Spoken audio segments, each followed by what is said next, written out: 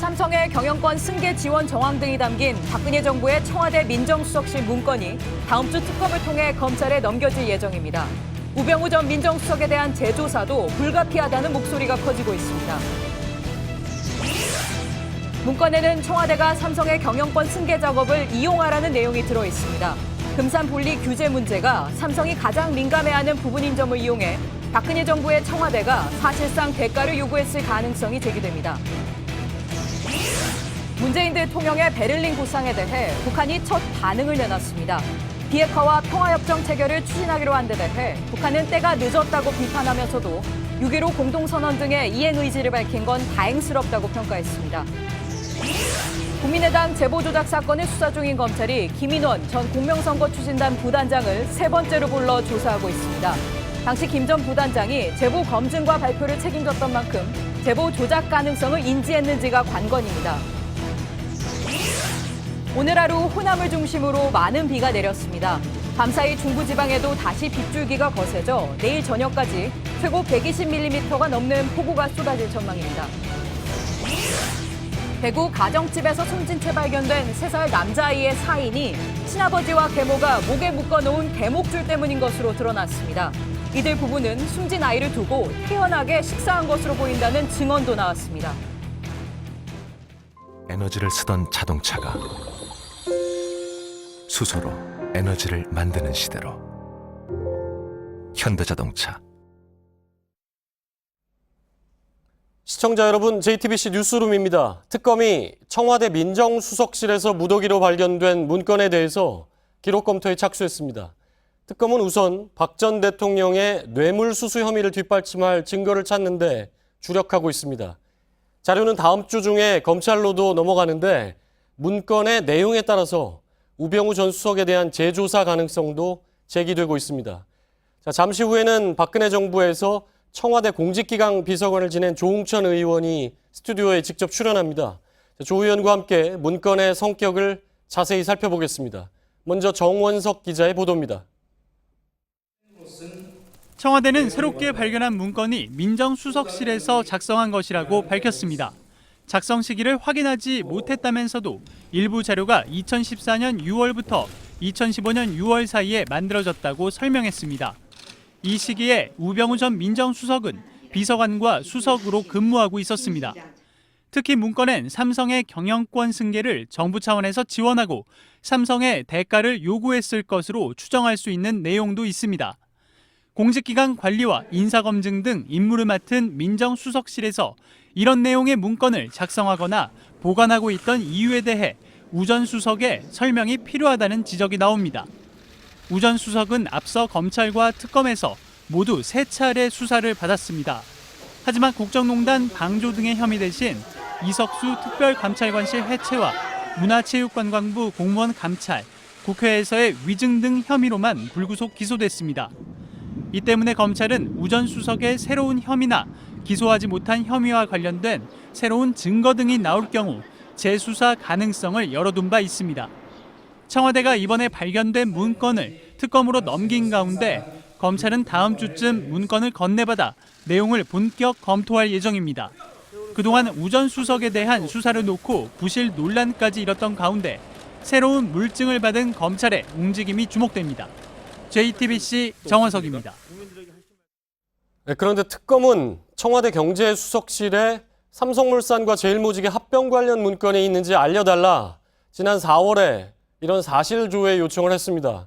청와대는 당시에 그런 문건이 없다 이렇게 답변을 했는데 이번 청와대 문건에는 합병과 관련된 내용도 들어있었습니다. 심수미 기자의 보도입니다.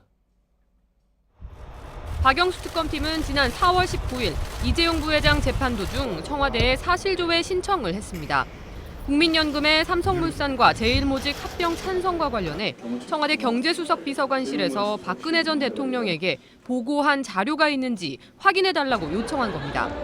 하지만 청와대는 관련 자료가 없다는 회신을 법원에 보냈습니다. 앞서 박 전 대통령은 2015년 6월 말 수석비서관 회의에서 국민연금 의결권 행사가 어떻게 진행되고 있는지 챙겨보라고 지시했다는 진술이 나왔고 합병 찬성 이틀 전인 7월 8일에는 보건복지비서관실에서 국민연금의 합병 찬성 추진 계획 보고를 올린 것으로 조사됐습니다. 이후 7월 25일 이재용 삼성 부회장과의 독대 자리에 들고 간 VIP 말씀 자료에는 양사 합병 시 이 부회장의 지배력 강화, 현 정부 임기 내 승계 문제 해결 희망 등의 문구도 담겨 있었습니다. 이처럼 각종 물증과 진술이 나오는데도 박 전 대통령은 사실관계를 부인해왔습니다. 하지만 민정수석실 캐비넷에서 발견된 국민연금 의결권 관련 조사라는 문건엔 자필 메모로 삼성 경영권 승계 국면을 기회로 활용하라는 내용 등이 들어있었습니다. 특검과 함께 박 전 대통령과 이 부회장 재판에 공소 유지를 하고 있는 검찰은 문건 작성자 등을 파악해 추가 조사를 벌일 방침입니다. JTBC 심수혜입니다. 네, 어제 공개된 문건에는 청와대가 삼성의 경영권 승계를 활용하자 이런 내용이 들어있었죠. 구체적으로는 금산 분리 규제 완화 지원이 언급돼 있는데 청와대 문건에 나타난 것처럼 실제로 정치권에서는 이 논의가 활발하게 진행됐습니다. 이희정 기자의 보도입니다. 박근혜 정부는 문건에서 삼성의 당면 과제 해결에는 정부도 상당한 영향력 행사가 가능하다며 경제민주화 관련 법안 대응과 금산분리 대응 규제 완화 지원을 제시합니다. 금산분리 규제를 손볼 수 있다는 내용을 내부 문건을 통해 공식화한 겁니다. 삼성생명의 금융지주사 전환이 이재용 삼성 부회장의 경영권 승계 문제와 관련이 있다는 특검의 판단을 뒷받침해주는 대목입니다. 특검은 이 부회장의 그룹 지배력을 높이기 위해 삼성생명이 금융지주사 전환을 본격적으로 추진한 것으로 판단했습니다. 특검 기소 내용에 따르면 당시 삼성생명은 삼성전자의 지분 7.21%를 보유하고 있어 이 부회장의 경영권 승계 과정에서 금산분리 규제 완화가 필요했다는 겁니다. 금산분리 원칙에 따라 삼성이 주식을 처분할 때 청와대가 공정거래위원회를 압박해 삼성 측의 편의를 봐줬다는 내용도 재판에서 다투고 있는 부분입니다. 이 부회장 측은 삼성물산 합병과 삼성생명 지주사는 승계와 무관하다고 주장해왔습니다. 청와대가 어제 공개한 문건에는 삼성의 경영권 승계를 적극 활용하라는 대목이 나옵니다. 결국 어제 공개된 문건으로 박근혜 정부의 청와대가 금산분리 문제 등 삼성의 약점을 노려 적극적으로 거래에 나섰다는 의혹은 더욱 커졌습니다. JTBC 이희정입니다. 네, 청와대 어제 문건 공개를 두고는 정치권에서 논란이 일고 있는 부분도 있습니다. 정치부의 김혜미 기자와 함께 하나씩 짚어보겠습니다. 자, 김혜미 기자. 네. 발견이 3일이다 이렇게 얘기를 했죠. 네. 근데 열흘 뒤에 이제 공개를 하면서 논란이 좀 일고 있는데 왜 그렇게 된 겁니까? 네, 청와대는 문건을 발견한 지 11일 만인 어제 관련 내용을 공개했습니다. 예. 보시는 것처럼 그 사이에 약 5일 정도 시간이 있었는데요. 이 사이에 대통령이 G20 일정으로 많은 청와대 인력이 해외로 예. 나가 있었고 문건에 대한 법리적인 검토를 하다 보니까 시간이 걸렸다. 그래서 검토가 끝나자마자 발표한 것이다. 청와대는 이렇게 설명을 했습니다. 그러니까 열흘 정도 법적 네. 검토 시간이 필요했다. 이게 수사와 재판에 어제 공개된 내용만 봐도 예. 수사와 재판에 꽤 영향을 미칠 수 있기 때문에 법적 검토 시간은 좀 필요하지 않았을까요? 네, 그렇습니다. 일단 공개를 해도 되는 건지 그리고 예. 또 처리는 어떻게 해야 하는지 여러 가지 법적 검토가 필요했을 것으로 보입니다. 예. 하지만 야당은 이 발표 시기에 대해서 정치적인 의도가 있다라고 비판을 했는데요.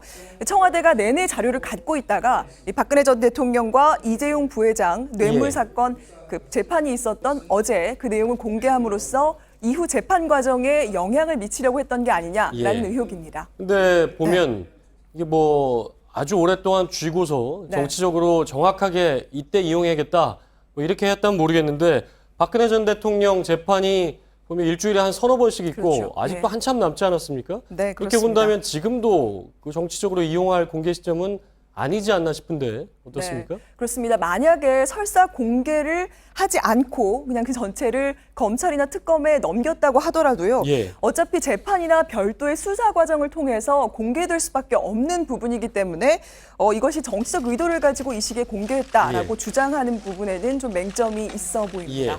시기적으로 일단 그런 부분이 이제 얘기가 나왔던 거고 네. 그렇다면 과연 청와대가 이렇게 공개를 한 게 맞느냐? 네. 공개를 해도 되느냐에 대한 법적 검토도 있었겠죠. 네, 일단은요, 이게 예. 민정수석 비서관실에서 발견된 문건이다 보니까 대통령 기록물은 맞다라는 것이 청와대의 설명입니다. 예, 예. 일단 대통령 기록물은 공개와 비공개 기록물이 있고요. 비공개 기록물은 또다시 비밀, 지정 기록물로 나뉘는데요.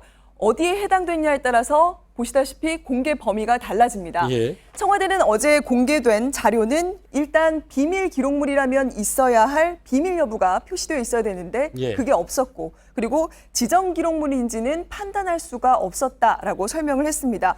이에 대해서 자유한국당에서는요, 그럼 이전 정부에 물어보면 될 것을 그걸 물어보지 않고 예. 아전인 수식 해석으로 문건을 공개했다, 이렇게 예. 비판을 했습니다. 그렇군요. 근데 이전 정부 청와대 민정수석실의 경우에는 이제 압수수색도 거부했고 했기 때문에 예. 여기에 대해서 어떤 입장을 내는지가 반드시 그게 맞다, 뭐 이렇게 볼 수도 좀 없는 부분은 있고요. 네. 자, 그래서 문건이 300건이 넘는다, 종류가. 그렇게 얘기를 했지만 실제로 공개한 건 굉장히 일부인데 이게 법적 검토를 거친 결과입니까? 네, 그런 것으로 보입니다. 예. 어제 그 청와대는 대통령 기록물로 분류되지 않는 자필 메모, 이 부분은 굉장히 자세하게 공개를 한 반면에 다른 문건들은 제목 정도만 확인을 했습니다. 예. 또 그리고 그간 판례에서 대통령 기록물로 인정되지 않았던 사본 형태로 특검의 문건을 넘긴 것도 예. 이러한 판단이 있었던 것으로 보입니다. 예. 그리고 대개의 경우에 이게 원본이 아니라 사본을 낼 경우에 이게 네. 증거 능력이 인정받느냐, 뭐 그런 논란도 있는데 그건 어떻습니까? 네, 대법원 판례를 좀 찾아봤더니요, 문건에 사본이 있다, 사본이라고 하더라도 예. 증거 능력이 있다라고 인정을 하고 있습니다. 다만 피고인이 증거로 채택하는데 동의를 해야 하고요. 예. 만약에 동의를 하지 않더라도 신용할 만한 정황에 의해 작성된 문건인지를 법원의 판단을 받아야 합니다. 예. 일단 이 문건의 경우에는 사실상 증거 채택에 책임을 안게 될 박근혜 전 대통령이 동의를 할 가능성은 상당히 예, 낮아 예. 보입니다. 그렇겠죠. 따라서 예. 검찰에서 이 작성 경위에 대해서 어느 정도 수사를 통해서 결과가 드러나고 또 재판부가 그 결과에 대해서 어느 정도 의미를 인정하느냐에 예. 따라서 이 증거 능력이 나중에 결정이 될 것으로 보입니다. 그러니까 검찰 수사나 재판에서도 예. 박근혜 전 대통령 측 그리고 검찰 측 뭐 네. 다툼이 계속 이어질 수가 있겠군요. 네, 그럴 것으로 보입니다. 정치부 김혜미 기자였습니다. 최순실 씨가 청와대 민정수석실을 자신의 사조직처럼 이용했다는 의혹, 지난 재판에서 이미 제기된 바가 있습니다. 최 씨는 이를 부인하고 있는데 이번에 공개된 민정수석실의 문건에도 그런 관련 정황이 추가로 나온다면 상황은 달라질 것으로 보입니다. 박민규 기자입니다. 지난해 7월 장시호 씨는 이모 최순실 씨의 핸드백 속에서 청와대 민정수석실 문건을 다수 발견해 사진을 찍었습니다. 이후 이 사진 파일을 특검에 제출했습니다. 민정수석실 검증 완료 등 내용에 최 씨 자필 메모지가 붙은 해당 문건엔 미르재단 2대 이사장이나 K스포츠재단 직원 후보 인사검증 등 최 씨가 깊이 관여한 사업들에 민정수석실이 동원된 정황이 담겼습니다. 앞서 검찰이 압수한 최 씨의 외장 하드디스크에서도 민정수석실 작성 문건이 여러 개 발견됐습니다. 장 씨는 최 씨가 아침마다 밀봉된 청와대 문건을 받아봤는데 민정수석실 문건은 노란색 접착식 메모지를 붙여 분류했다고도 설명했습니다. 또 2014년 말 이른바 정윤회 문건 사건이 불거지자 최 씨가 민정에서 해결해줬으면 좋겠다고 말하는 걸 들었다고도 했습니다. 우 전 수석은 비서관 시절 이 사건을 잘 처리한 뒤 수석으로 승진했다는 의혹을 받기도 했습니다. 새로 발견된 청와대 민정수석실 문건 가운데 최 씨와 관련된 부분이 있는지에 대해서도 검찰 수사가 이루어질 걸로 보입니다. JTBC 박민규입니다. 네, 민정수석실에서 발견된 문건, 이게 과연 누가 어떤 목적으로 작성했는지가 향후 수사와 재판에서 쟁점이 될 것으로 보입니다. 자, 지금부터는 박근혜 정부 청와대 민정수석실에서 공직기강 비서관을 지낸 민주당의 조응천 의원과 함께 문건의 성격을 자세히 짚어보겠습니다. 조응천 의원이 지금 스튜디오에 나와 있습니다. 자, 조응천 의원님, 안녕하십니까? 안녕하세요. 예. 자, 문건의 파장 이미 상당히 큰 것으로 나타나고 있는데요. 이게 문제의 이 문건을 누가 작성했느냐, 그 부분도 이게 굉장히 중요한 포인트 같은데 어떻게 보십니까? 어저께 박수현 대변인이 예. 문건 자체를 공개하지 않고 제목만 이렇게 쭉 열거를 한 상황에서 예. 누가 작성했는지 여부를 예단하는 건 굉장히 위험합니다. 예. 다만 그게 발견된 장소가 민정비서관실, 박근혜 정부의 민정비서관실 사무실 내라는 점에서 예. 민정수석실 혹은 민정비서관실에서 작성한 문건 아니냐라고 예. 좀 추단이 되는 것뿐이죠. 예. 근데 민정비서관실에서 작성을 하지 않고 다른 수석실 문건이라도 예. 참고하기 위해서 갖고 와가지고 보관하고 있었던 것일 가능성도 있습니다. 예. 그 문건에 뭐 300건이나 된다고 하니까요. 네. 그중에 일부는 뭐 다른 수석실에서 작성한 걸 가져왔을 수도 있다. 네. 법적 검토나 이런 걸 위해서겠죠. 네. 자, 근데 이게 명확하게 누가 작성했느냐, 어떤 목적이냐, 이 부분이 확인이 안 되면 이게 재판에서 증거 능력을 인정받기가 좀 힘들지 않겠습니까? 물론입니다. 작성자와 작성 경위 예. 그런 것들이 소상히 나와야지만이 예. 그래서 그 작성자를 대상으로 거기에 대한 진술을 들어야지만이 예. 이게 증거 능력이 법정에서 또 그 사람의 예. 진술로 인정이 될 수가 있을 겁니다. 근데 어제 박수현 대변인 얘기로는 이게 뭐 메일도 있고 하기 때문에 메일을 누가 주고받았느냐를 확인하면 뭐 나오는 부분도 있겠죠. 메일의 첨부 문건이라면은 예. 그건 뭐 당연할 거고요. 예. 그게 아니고 원래 청와대에서 문건을 만들게 되면 처음 저장할 때부터 수정할 때 계속 그 작성 시간, 작성자 이런 게 다 자동적으로 기록이 되게 되는데 예. 박근혜 정부의 청와대의 그 DB를 예. 디가우징했다는 얘기를 들었습니다. 전산적인 예. 저장을 완전히 다 삭제했다. 예. 깡통 인수인계 뭐 이런 얘기가 있었죠. 예, 그렇게 했다면 그 전산 기록으로 누가 예. 작성했는지 알아볼 도리는 없는 겁니다. 예. 근데 조 의원께서는 그러니까 박근혜 정부 초기에 출범 직후에 한 1년 이상을 민정수석실에서 이제 근무를 하셨는데 그때 계실 때도 이런 문건을 좀 보신 게 있습니까? 저희는 그 옆에 있는 공직기강 비서관실에 있었기 때문에 예. 저희가 작성한 건 상관이 없고요. 예.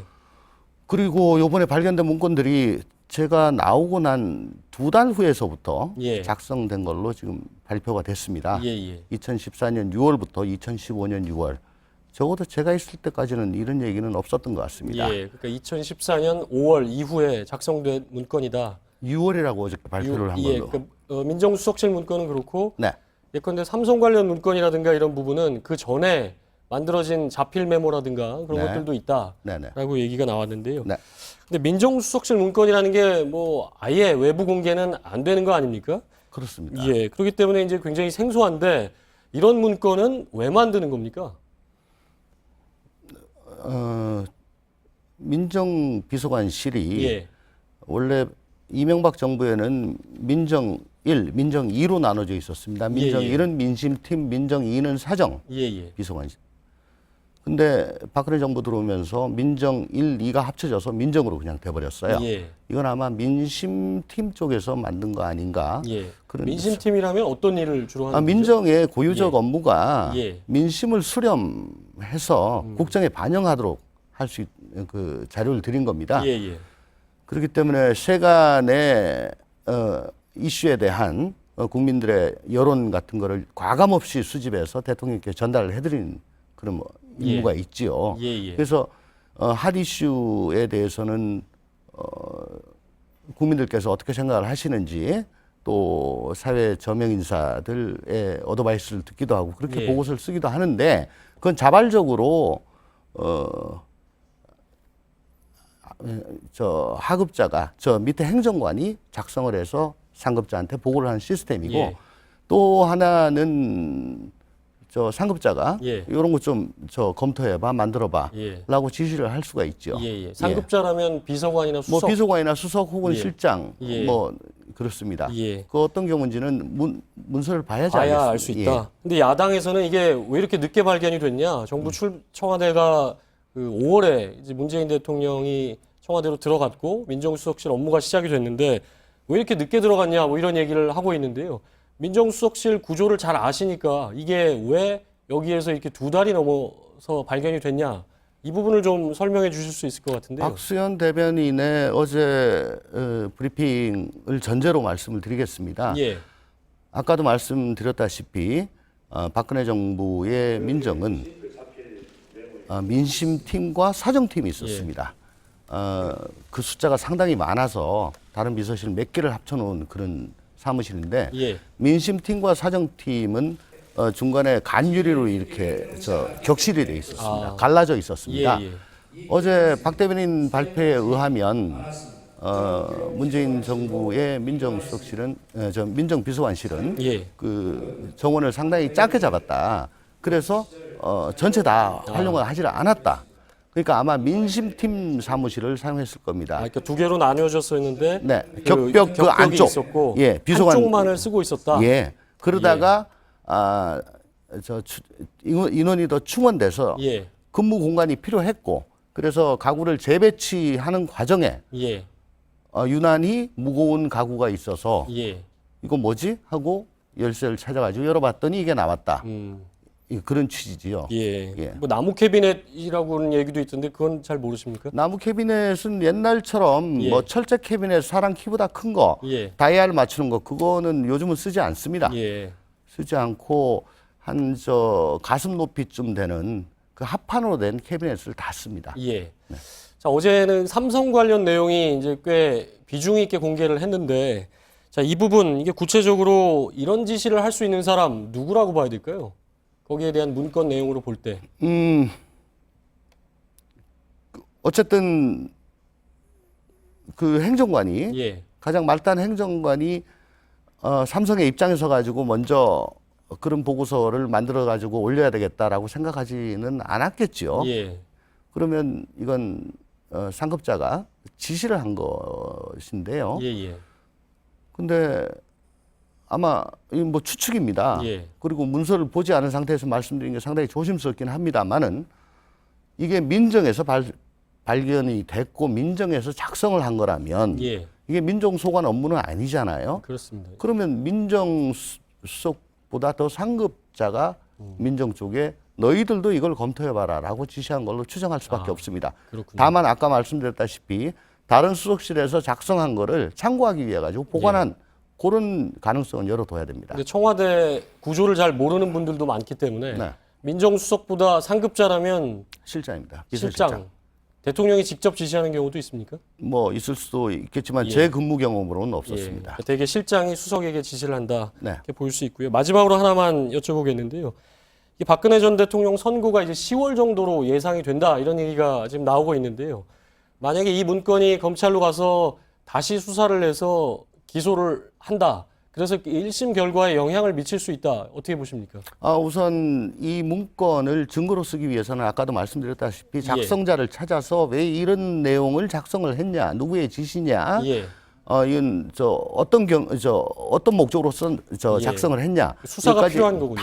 예. 그렇죠. 소상하게 나와야 되죠. 예, 예. 그러니까 작성자를 먼저 찾아가지고 거기에 대한 수사가 돼야 되고, 예, 예. 그와 함께 이 문건과 그 작성자의 진술을 기재한 조서가 예. 법정에 들어가야 됩니다. 예, 예. 그 과정이 조금 시간이 걸릴 겁니다. 예. 네. 박근혜 대통령의 그 1심 구속기간이 아까 10월이라고 말씀하셨는데 예, 예. 삼성 경영권 관련은 다음 달로 아마 이재용 예, 예. 회장의 구속기간이 끝나는 걸로 예. 제가 얘기를 들었습니다. 8월 말이면은 상당히 좀 빠듯하다. 예. 예, 그렇게 생각이 됩니다. 1심에서 영향을 미치기는 좀 어려울 수도 있다. 그렇지만 검찰이 예. 굉장히 이 부분에 대해서는 특히 윤석열 검사장이니까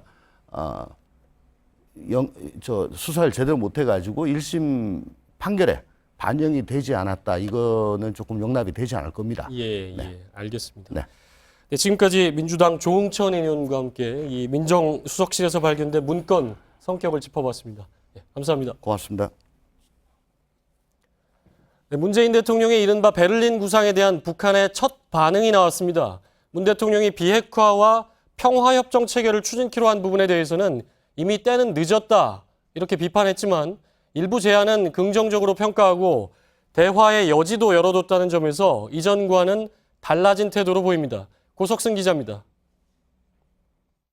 북한 노동당 기관지 노동신문이 오늘 개인 명의의 논평을 통해 문재인 대통령의 베를린 구상을 언급했습니다. 문 대통령이 지난 6일 독일에서 베를린 구상을 발표한 지 9일 만입니다. 북한은 전반적인 내용에는 대결의 저희가 깔려 있고 평화와 북남 관계 개선에 도움이 안 되는 궤변들이라고 비난했습니다. 문 대통령이 비핵화와 함께 평화협정 체결을 추진하겠다고 한 것과 관련해선 핵 보유국이 된 이상 상황이 달라졌다며 이미 때는 늦었다는 반응을 보였습니다. 하지만 문재인 대통령이 6.15 공동선언과 14 정상선언 등의 존중과 이행을 다짐한 데 대해선 다행스러운 일이라고 이례적으로 긍정적으로 평가했습니다. 문 대통령이 제안한 이산가족 상봉 등 남북 간 민간 교류에 대해선 근본 문제인 정치군사적 대결 상태 해소라는 전제 조건을 달았습니다. 정치군사적 대결 상태가 먼저 풀려야 비정치적 교류 협력 문제도 논의할 수 있다는 겁니다. 이번 북한 발표의 기조는 대결 국면으로 일관했던 이전 상황과는 다르게 대화의 여지를 열어뒀다는 점에서 의미가 있다는 분석이 나옵니다. JTBC 구석승입니다. 네, 국민의당 제보조작 사건을 수사 중인 검찰이 김인원 전 공명선거추진단 부단장을 불러 조사하고 있습니다. 검찰은 김 전 부단장이 조작 사실을 인지하고 있었는지 집중 추궁하고 있습니다. 서울 남부지검의 취재기자 연결해 수사 상황 들어보겠습니다. 김태형 기자, 김 전 부단장이 출석하면서 억울하다는 취지로 말했는데 어떤 내용이죠? 네, 오늘로써 세 번째 검찰에 불려나온 김인원 전 부단장은 제보가 조작된 사실을 몰랐다는 기존 입장을 되풀이했습니다. 그러면서 구속된 이준서 전 최고위원을 옹호하는 듯한 발언을 했는데요. 직접 들어보시겠습니다. 지금도 이준서 전 최고위원이 저희들에게 허위라는 사실을 알고 녹취록과 카톡 내용을 전달했다고 생각하지 않습니다. 네, 앞서 이유미 씨의 단독 범행이라면서 이 선을 그었던 국민의당과 같은 주장입니다. 네, 하지만 검찰은 이유미 씨 단독 범행은 아니라고 보고 있고 이 전 최고위원도 그래서 구속된 거 아닙니까? 그렇습니다. 김 전 부단장은 억울하다고 주장하고 있지만 검찰은 김 전 부단장이 제보가 조작된 사실을 알았거나 아니면은 가짜일 가능성이 있는데도 제대로 검증을 하지 않고 이를 공개한 것으로 보고 있습니다. 검증이 부실할 수밖에 없었던 이유에 고의성이 있었는지를 살펴보겠다는 취지로 보이는데요. 오늘 조사에서도 이런 부분에 초점을 맞춘 것으로 보입니다. 네, 김 전 부단장이 문준용 씨 취업 특혜 의혹부터 밝혀야 한다고 했다면서요? 그렇습니다. 김 전 부단장은 제보의 출처가 조작됐더라도 그것이 곧바로 허위사실 공표로 이어지진 않는다면서 허위사실 공표가 되려면 취업특혜 의혹부터 밝혀야 한다고 주장했습니다. 그러면서 수사기관이 아닌 국민의당은 제보 검증에 한계가 있다는 취지로도 얘기했습니다. 네, 남부지검에서 김태형 기자였습니다. 지난 12일 대구에서 숨진 채 발견된 3살 남자아이는 개목줄에 질식해 숨진 것으로 드러났습니다. 아이의 부모는 아동학대 혐의로 구속됐습니다. 숨진 아이를 두고 이들이 태연하게 식사한 것으로 보인다는 증언도 나왔습니다. 윤재열 기자입니다. 방 안에 흰색 침대가 있습니다. 침대 곳곳과 시트에 피가 묻어 있습니다. 지난 12일 3살 아이 박모군이 엎드려 숨진 채 발견된 침대입니다. 국립과학수사연구원 부검 결과 박군의 사인은 질식사로 드러났습니다. 창문 안쪽이 아이 방입니다. 숨진 채 발견 당시 아이 목에는 무언가에 졸린 듯한 흔적이 있었고 그 옆으로는 길이 115cm의 개 목줄이 함께 발견됐습니다. 경찰은 박군의 부모가 애완견 목줄을 아이에게 채웠다는 진술을 확보했습니다. 어머니 얘기는 어쨌든 A가 침대에서 떨어진다든지 또는 말썽을 피우고 어지럽힌다는 이유로 목줄을 걸어서 그렇게 했다는. 22살 동갑인 친아버지와 의붓어머니는 박군이 숨진 사실을 알고도 7시간 만에 119에 신고했습니다. 그 사이 숨진 아이 옆에서 태연하게 밥을 먹은 것으로 보인다는 증언도 나왔습니다. 밥상이 이렇게 왼쪽에 들어가자마자 왼쪽 편에 있었거든요. 밥그릇이랑 이렇게 먹다가 남긴 그런 걸 보였거든요. 경찰은 박군 부모를 상대로 아이를 방치하고 학대한 이유 등에 대해 추가 수사를 벌이고 있습니다. JTBC 윤두열입니다. 서울 홍대 앞 클럽에서 술에 취한 20대 남성이 깨진 소주병을 휘둘러 14명이 다쳤습니다. 기분 나쁘게 쳐다본다는 이유로 다른 손님과 시비가 붙은 건데 이 남성의 분노는 불특정 다수에게로 번졌습니다. 이선화 기자입니다. 24살 박모 씨가 서울 홍대 앞거리의 클럽을 찾은 건 오늘 새벽 0시 30분쯤입니다. 일행 3명과 함께 지인의 생일을 축하하기 위해서였습니다. 새벽 3시 10분쯤 박 씨는 담배를 피우기 위해 흡연실로 갔고 이곳에서 21살 송모 씨 일행과 시비가 붙었습니다. 서로 기분 나쁘게 쳐다본다는 이유로 말다툼을 벌였고 송 씨 일행이 클럽 안으로 들어가자 박 씨가 뒤따라가 폭행을 가한 겁니다. 목격자들의 진술에 따르면 이후 박 씨는 소주병을 집어들어 깨트린 뒤 테이블 주변에 있는 사람들에게 휘둘렀습니다. 11명을 상대로 얼굴과 목을 찔렀는데 이 중 박 씨와 가장 가까이 있던 28살 정모 씨는 왼쪽 목 부위를 크게 다쳤습니다. 목이나 얼굴 쪽을 부여잡고 계시는데 그게 다 피더라고요. 그리고 길바닥에도 피를 닦은 휴지들이 엄청 널려 있고 몇 명은 의식 없이 누워있다가 급구차에 타서 가고. 신고를 받고 출동한 경찰은 박 씨를 현행범으로 체포했습니다. 박 씨는 경찰 조사에서 술에 취해 범행을 저지른 기억이 나지 않는다고 진술했습니다. 경찰은 이르면 내일 중 박 씨에 대한 구속영장을 신청할 계획입니다. JTBC 이선화입니다. 네, 더위를 피해 워터파크를 많이 찾는데 물놀이 시설을 이용하다가 다치는 경우도 많습니다. 그런데 워터파크들이 위험한 시설을 운영하면서도 다치면 전적으로 고객 책임이라는 동의서를 받고 있어 논란입니다. 배승주 기자입니다. 경남 김해의 한 워터파크에 설치된 와일드 서핑이라는 물놀이 시설입니다. 플로우 라이더로도 알려져 있는데 1분에 11만 리터의 물이 시속 27km로 분사되면서 인공 파도가 만들어져 서핑을 즐길 수 있습니다. 하지만 초보자들은 파도에 휩쓸려 위험한 상황이 연출됩니다. 실제 이 여성은 물살에 떠밀려가 정신을 잃고 벽에 부딪혀 발목이 골절됐습니다. 그런데 워터파크 측은 책임을 질 수 없다는 입장입니다. 해당 시설 이용 전 개인정보 활용에 동의한다는 사인을 했는데 나중에 알고 보니 워터파크가 책임지지 않는다는 면책 약관이었던 겁니다. 하지만 피해자 측은 사고 면책 약관과 개인정보 활용 동의서가 분리돼 있는데 동의서 사인만 요구했을 뿐 약관은 보이지도 않았고 설명도 없었다고 주장합니다. 왜 개인 정보를 적으라 하는지 물었는데 계신 분들은 한 분도 그런 설명을 해주신 분이 없었어요. 면책 약관은 이 기구가 설치된 다른 워터파크에서도 운영하고 있는 것으로 확인됐습니다. 저희가 후발 주차를 했습니까? 그러다 보니까 동종사의 허락을 그대로 따를 수밖에 없었습니다. 취재가 시작되자 워터파크 측은 보상안을 검토하겠다고 밝혔습니다. JTBC 배승주입니다.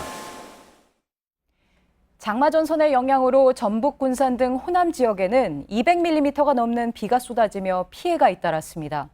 밤사이 중부지방에도 빗줄기가 거세져서 최고 120mm가 더 올 것으로 보입니다. 어한희 기자입니다.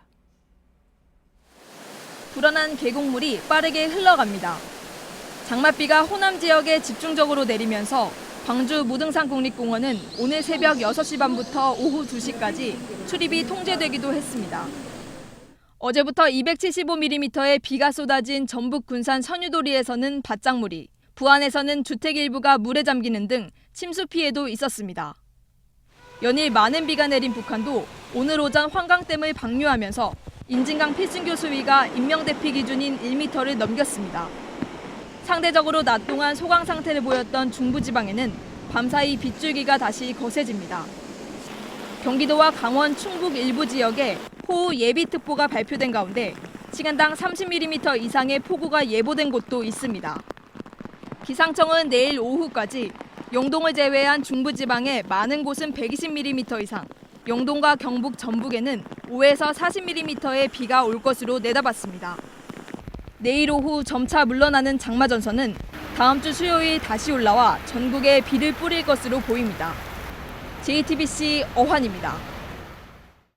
문재인 대통령은 다음 주 수요일에 여야 5당 대표를 청와대로 초청해서 오찬 회동을 하기로 했습니다. 그런데 제1야당인 자유한국당의 홍준표 대표는 가지 않겠다고 밝혔습니다. 송지혜 기자가 보도합니다. 자유한국당 홍준표 대표가 오늘 오전 페이스북에 올린 글입니다. 한미 FTA 때문에 청와대의 5당 대표 회동 제안에 응하지 않았다고 밝혔습니다. 자신이 회동에 참여할 경우 2011년 한나라당 대표 당시 문 대통령과 민주통합당이 한미 FTA 처리를 비판한 문제로 서로 얼굴을 붉힐 수밖에 없다는 주장입니다. 미국 트럼프 대통령이 재협상까지 주장하는 한미 FTA를 당시 문 대통령과 야당이 반대한 건 부적절했다는 걸 부각시키기 위한 의도로 해석됩니다. 홍 대표는 대신 원내대표 회동을 역제안했다고 덧붙였습니다. 홍 대표가 일단 불참 의사를 드러내면서 5당 대표를 청와대로 초청해 정상 외교 성과를 설명하려 했던 청와대 계획은 차질을 빚게 됐습니다. 한국당을 제외한 다른 4당은 참석 의사를 밝힌 것으로 알려졌습니다. 이에 대해 청와대는 외교, 안보라는 국가적 의제를 다루는 자리니만큼 정당 대표가 참석하는 것이 바람직하다는 입장입니다. 전병헌 정무수석은 통화에서 홍준표 대표에게 다시 한번 취지를 잘 설명해서 가능한 참석할 수 있도록 노력하겠다고 말했습니다. 청와대는 홍 대표가 불참하더라도 회동은 예정대로 진행한다는 방침입니다. JTBC 송지혜입니다. 박근혜 정부의 면세점 사업자 선정 부정과 관련된 속보를 전해드리겠습니다. JTBC 취재 결과 관세청은 면세점 사업자 발표를 넉 달 앞두고 갑자기 특허심사 평가 기준을 바꾼 것으로 드러났습니다. 평가 기준표를 확인해 봤더니 점수 조작을 위한 구체적인 정황이 드러났습니다. 이지은 기자의 단독 보도입니다. 취재진이 입수한 관세청의 1차 면세점 선정 심사평가표입니다. 면세점 관리 역량 배점은 30점, 경영 능력 배점은 25점입니다. 그런데 갑자기 두 항목의 배점이 뒤바뀝니다. 총점이 100점에서 1000점으로 확대되면서 면세점 관리 역량 배점은 250점, 경영 능력 배점은 300점이 된 겁니다. 재고관리 시스템 등 면세점 관리 역량 배점이 낮아진 건 면세점 운영 경험이 풍부한 롯데나 SK에 불리한 부분입니다. 또 경영 능력 부분은 관세청 직원이 한화에 유리하게 점수를 조작한 항목입니다. 그런데 이처럼 평가표가 변경되기 직전 김낙혜 당시 관세청장이 한화 측 인사들을 잇따라 만난 것도 의문입니다. 그 재벌 쟁쟁한 재벌 업체들이 신청했는데 아무도 안 만났잖아요. 그렇습니다. 네네. 한화가 이런 면세점 사업을 하려 한다라는 내용을 하길래 그 평가에 맞게 사업 계획을 제출하는 것이 좋을 것이다. 관세청이 조직적으로 한화를 밀어준 정황이 속속 드러나면서 검찰은 그 배경을 캐는데 수사를 집중하고 있습니다. JTBC 이지은입니다. 내년도 최저임금을 결정하는 마지막 회의가 오늘 낮부터 시작됐습니다. 노동계와 경영계 양측이 제시한 금액차가 워낙 커서 합의가 이루어지지 않고 있습니다. 협상은 내일 새벽까지 이어질 걸로 보입니다. 강나현 기자가 취재했습니다. 마지막 협상 자리엔 시작부터 팽팽한 긴장감이 감돌았습니다. 고용에 상당한 악영향을 미칠 것이라고 저는 분명히 예상할 수가 있습니다. 저희들이 또 받아들이기는 좀 협박 수준의 얘기를 하시는 것 같아요. 협상 최종 시한은 내일까지입니다. 법정 고시일인 8월 5일로부터 20일 전까지 최저임금을 정해야 법적 효력을 갖기 때문입니다. 최저임금위원회는 밤샘 협상으로 내일까지 합의안을 내겠다는 입장입니다. 애초 노동계는 시급 10,000원, 경영계는 6,625원을 제시했고 최근 9,570원과 6,670원의 1차 수정안을 각각 내놨습니다. 양측이 입장차를 좁히지 못하면 정부 측 공익위원이 금액 범위를 좁혀 중재에 나서게 됩니다. 중재안에도 합의하지 못할 경우 마지막에는 표결을 통해 인상률을 결정합니다. 새 정부의 최저임금 인상 의지가 어느 정도 반영될지도 주목됩니다. 문재인 대통령 공약대로 2020년까지 최저임금 10,000원을 달성하려면 매년 15% 이상 인상이 필요한데 올해 최소 7,480원까지 올려야 합니다. 내년도 최저임금이 10% 이상 오를 경우 2007년 이후 쭉 한 자릿수 인상률에 머물던 최저임금은 11년 만에 두 자릿수 인상률을 기록하게 됩니다. JTBC 강나현입니다. 중국 정부가 류 샤오보가 숨진 지 이틀 만에 시신을 화장했습니다. 언론 통제도 이어가고 있는데 서둘러 사태를 봉합하려는 것으로 보입니다. 방금 들어온 소식에 따르면 유족은 류 샤오보의 유해를 바다에 뿌렸습니다. 신경진 특파원입니다. 검은 옷을 입은 류 샤오보의 부인 류 씨와 동생 등 가족들이 영정과 유골함을 들었습니다. 중국 선양시 정부 대변인은 오늘 오전 류 샤오보 연결식과 화장이 이뤄졌다며 현장 사진을 공개했습니다. 대변인은 사망한 지 이틀 만에 진행한 화장에 대해 부인 류 씨와 가족의 희망에 따른 절차라고 강조했습니다. 중국 당국은 류 샤오보의 시신이 매장될 경우 민주화 운동의 거점이 되는 것을 우려해온 것으로 전해졌습니다. 미 CNN 등 외신은 이제 부인 류 씨가 세계적 인권운동의 상징으로 떠오를 것을 중국이 주시하고 있다고 분석했습니다. 류 씨는 현재 자유로운 상태라고 중국 당국은 밝혔지만 어디에 있는지는 설명하지 않았습니다. 중국을 떠나게 해달라는 서방 세계와 인권단체들의 요구엔 류 샤오보에 대한 비판으로 대응하고 있습니다. 刘晓波是因触犯中国法律而被中国司法机关判刑的罪犯。 신화통신 영문판을 제외한 중국어 관영 매체는 류 샤오보 사망 소식을 전혀 보도하지 않고 있습니다. 류 샤오보 사망과 가족 억압으로 중국은 인권 후진국, 언론 자유 탄압, 시민사회 붕괴라는 부정적인 모습을 그대로 노출하게 됐습니다. 베이징에서 JTBC 신경진입니다. 트럼프 미국 대통령의 악수 스타일은 늘 화제를 몰고 다닙니다. 상대방의 길을 꺾으려고 과도하게 팔을 흔들거나 반대로 악수를 아예 거부하기도 합니다. 대통령 부인의 몸매를 언급해 논란을 빚은 프랑스에서 이번엔 가장 긴 악수 기록을 만들었습니다. 김영기 특파원입니다. 마크롱 프랑스 대통령의 손등을 툭툭 치는 트럼프 대통령. 악수한 손을 강하게 잡아당기자 마크롱은 몸의 균형을 잃습니다. 트럼프는 손을 놓지 않고 다른 한 손으로 마크롱의 부인 브리지 여사의 손을 잡습니다. 파리 바스티유 광장에서 마크롱 대통령 내외와 나눈 악수 시간은 29초. 아베 신조 일본 총리와 나눴던 19초 악수의 기록을 깼습니다. 미 언론은 타이머로 초단위 악수 시간을 상세히 보도했을 정도입니다.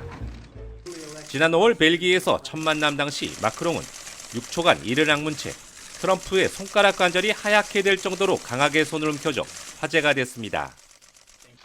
이날 악수는 표정은 온화했지만 트럼프가 2달 전의 수모를 보복한 것이란 지적도 나왔습니다.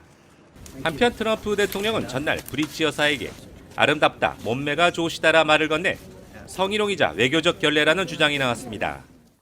이날 미국으로 귀국한 트럼프는 장남의 러시아 스캔들 해법 마련에 분주했습니다. 연이어 터져나오는 러시아 스캔들 관련 추가 폭로에 취임 6개월을 맞이하는 트럼프 대통령의 국정 장악력이 급속하게 떨어지고 있습니다. 워싱턴에서 JTBC 김현기입니다.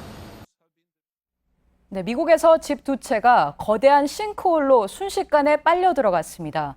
보통 땅 꺼짐 현상은 바닥에 텅 빈 공간을 만드는데 이번엔 물까지 들이쳤습니다.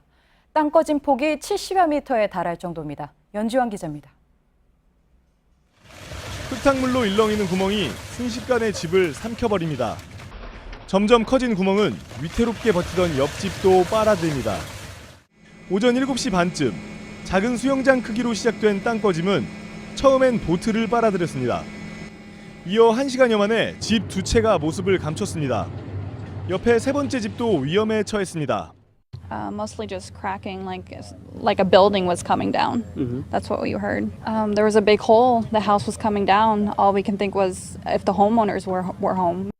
플로리다주 랜드 오레이크 지역 위기 대응팀과 경찰은 인근 11가구도 긴급 대피시키고 차량을 통제했습니다.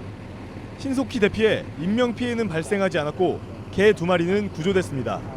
땅 꺼짐은 폭 75m, 깊이 15m로 진행된 상태입니다. 플로리다주 싱크홀 연구소는 계속된 비로 인근 호수의 물이 석회암 지반으로 유입돼 녹아내리면서 땅 꺼짐이 발생한 것으로 보고 있습니다. 비슷한 시각 인디애나주와 일리노이주에서도 싱크홀이 발생해 주민들의 불안이 커지고 있습니다. JTBC 연지환입니다. 올해로 18번째를 맞는 성소수자 축제가 서울에서 열렸습니다. 국가인권위원회가 정부기관으로는 처음으로 부스를 만들어 참여했습니다. 시민들도 많이 참여했는데 기독교 단체를 중심으로 반대 집회도 있었습니다. 조승현 기자입니다. 여러 대의 차량에 올라탄 성소수자들이 행진합니다. 뒤따르는 시민들이 도로를 메웠습니다. 성소수자들의 퀴어 문화 축제의 하이라이트인 행진을 하는 겁니다. 축제 주 행사장인 서울광장에선 화려한 공연이 열렸습니다. 주한 외국 대사관과 인권단체 등이 100여 개의 부스를 운영했고 주한 미국 대사관은 성소수자를 상징하는 무지개 깃발을 내걸었습니다. 특히 국가인권위원회가 정부 기관으론 처음으로 부스를 만들어 참여했습니다. 국가인권위원회가 그 성소수자의 인권을 지지한다는 그런 의미를 좀 전달하고 싶어서 축제에 참여하게 됐습니다. 인근에선 기독교 단체들을 중심으로 축제를 반대하는 집회도 열렸습니다. 이들은 성소수자에 대한 혐오감을 나타내며 탈동성애를 강력히 주장했습니다. 양측의 마찰이 우려되기도 했지만 경찰이 사전에 차단해 충돌은 없었습니다. JTBC 조승현입니다. 칸의 여왕으로 유명한 배우죠. 전도연 씨의 데뷔 20년을 맞아서 부천 국제영화제가 특별한 자리를 마련했습니다. 전도연 씨는 20년 뒤 더 좋은 배우가 되고 싶다고 밝혔습니다. 권근영 기자입니다. 다시 만날 사람은 꼭 만난다는 걸 믿는다고요. 얼굴도 모르는 남녀가 PC통신으로 만나 외로움을 달래더니 결국 사랑의 싹을 틔웁니다. 20년 전 영화 접속의 주인공 전도연은 당시 신세대 감성으로 주목받으며 단숨에 스타로 떠올랐습니다. 이어 첫사랑의 눈을 뜬 사춘기 시골 초등생에서 불륜에 빠진 냉정한 아기 엄마까지 극과 극의 연기 변신을 보여줬습니다.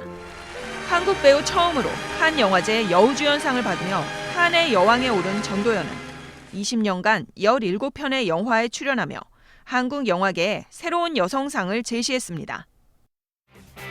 올해로 21회를 맞은 부천국제 판타스틱 영화제는 전도연의 데뷔 20년을 기념해 출연작 17편을 다시 보는 특별전을 마련했습니다.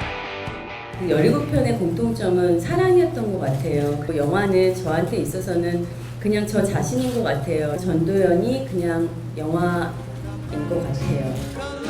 어느새 40대 중견 배우로 영화 인생의 전환점을 맞은 전도연. 앞으로 20년이 더욱 궁금해집니다. JTBC 권근영입니다. 별들의 축제라는 프로야구 올스타전이 지금 대구에서 열리고 있습니다. 오늘은 한 선수를 위한 헌정 무대였습니다. 올 시즌을 끝으로 은퇴하는 이승엽 선수가 주인공이었습니다. 오광춘 기자입니다. 1997년 21살의 이승엽은 소년 같았습니다. 대구에서 열린 올스타전에 처음 뽑혀 2루타도 때리고 큼지막한 홈런도 쏘아 올렸습니다. 20년이 흘러 이승엽은 똑같이 대구구장에 다시 섰습니다. 사회 타석에선 20년 전처럼 똑같은 방향으로 2루타를 쳤습니다.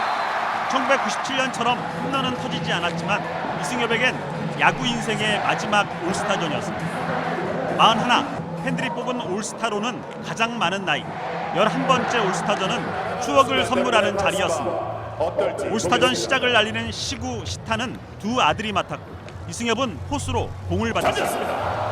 23년의 프로 인생, 한 시즌 최다인 56개의 홈런, 그리고 통산 450홈런 돌파. 이승엽은 방망이 하나로 홈런뿐 아니라 안타, 타점, 득점까지 최다 기록을 계속 갈아치웠습니다. 이승엽이 속한 드림팀은 초반부터 축포를 터뜨렸는데 최정과 이대호는 연타석 아치를 그렸습니다. 내려오라는 별들이 한자리에 모인 올스타전은 작별을 앞둔 이승엽을 배웅하는 뜻깊은 무대였습니다. JTBC 오광춘입니다. JTBC 뉴스룸을 마치겠습니다. 시청해주신 여러분 고맙습니다.